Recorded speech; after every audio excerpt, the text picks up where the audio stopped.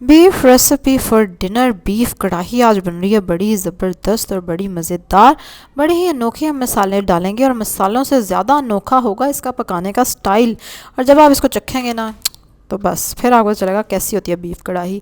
1 kilo beef चाहिए आपको इसके लिए। एक बड़ा प्याज स्लाइस हुआ हुआ, 1 टेबलस्पून, 1 से 1.5 टेबलस्पून अदरक लहसुन का पेस्ट, 2 बड़े बड़े टमाटर चाहिए आपको।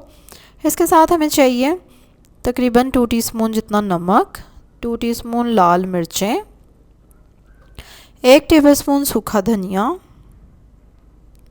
1 टीस्पून काली मिर्चें साबुत और 1 टीस्पून हल्दी। देखा, थोड़े से मसाले हैं लेकिन असल बात है इसकी टेक्निक में जो आप देखेंगे साथ साथ। अच्छा, 1 से 2 टेबलस्पून तक ऑयल ले लिया है मैंने। मैं थोड़ा कम ही ऑयल यूज़ करती हूँ, आप अपनी चॉइस के हिसाब से इसको ज़्यादा कम कर सकते हैं। अब इसमें गोश्त डाल देंगे और तेज़ आंच पे गोश्त को भूनना है जब तक कि गोश्त का पानी खुश्क हो जाए। ठीक है, कलर चेंज नहीं, पानी खुश्क करना, ज़रा ज़्यादा देर भूनना है तेज़ आंच पे। उसके बाद हम इसमें डाल देंगे प्याज और अदरक लहसुन का पेस्ट और इसको थोड़ा सा पकाएंगे, ज़्यादा कलर नहीं हमें देना अदरक लहसुन को। और उसके बाद साथ ही हम इसमें डाल देंगे बाकी के सारे मसाले, टमाटर और जो सूखे मसाले मैंने आपको बताए थे वो सारे हम इसमें ऐड कर देंगे। ठीक है, जो शुरू वाली भुनाई है उसको स्किप नहीं करना आपने।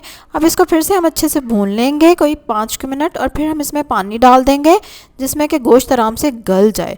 और ये देख रहे हैं आप, मैंने इतना पानी डाला है और ये 45 मिनट लगे थे इस गोश्त को गलने में अच्छे से।